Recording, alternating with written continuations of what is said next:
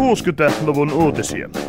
Presidentti Urho Kaleva Kekkonen palasi pitkältä Moskovan vierailta tänään. Lehtistölle antamassaan haastattelussa hänen mielestä idän kauppa on hyvällä mallilla. Yhdysvaltain presidentti Robert Kennedy murhattiin tänään. Kennedy pääsi siis päiviltään. Säätiedotus tänään kello 16.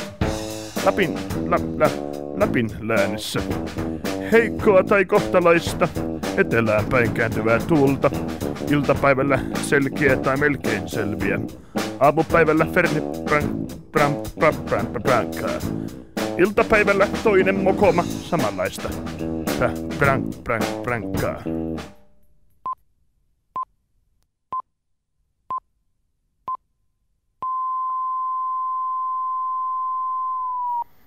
Kello on tasan yli 12:30 Temen aseman kautta STT:n uutiset.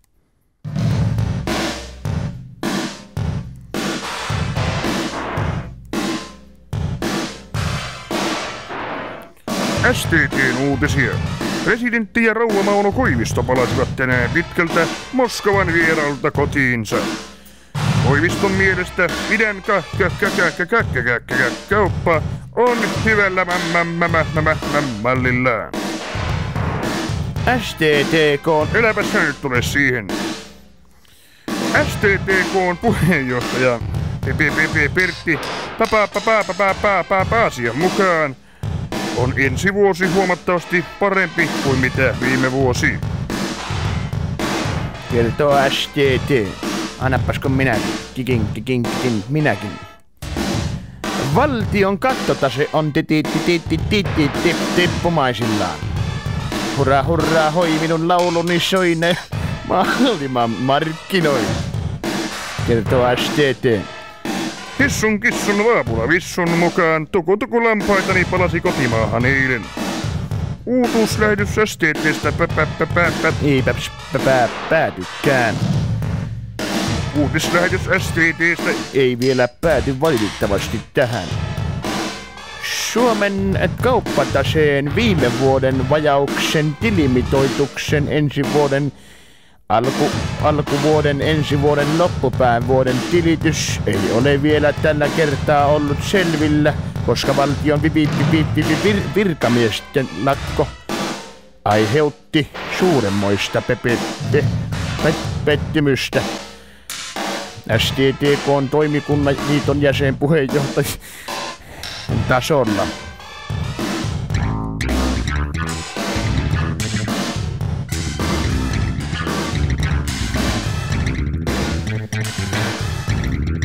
Hyvä on, jatketaan. Viime vuoden kauppataseen vajauksen ministeri virkamiesliiton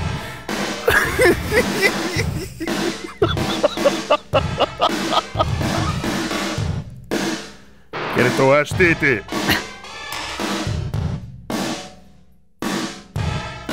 Kotimaasta. Rouva ja Tellervo Maunorvo Visto palasivat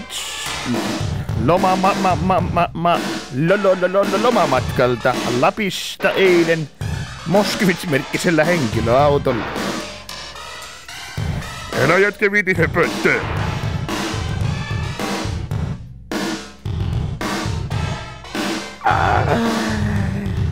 Toisaalta olleiden tietojen mukaan Ronald Reagan oli... Älä sinä puhu paskaa.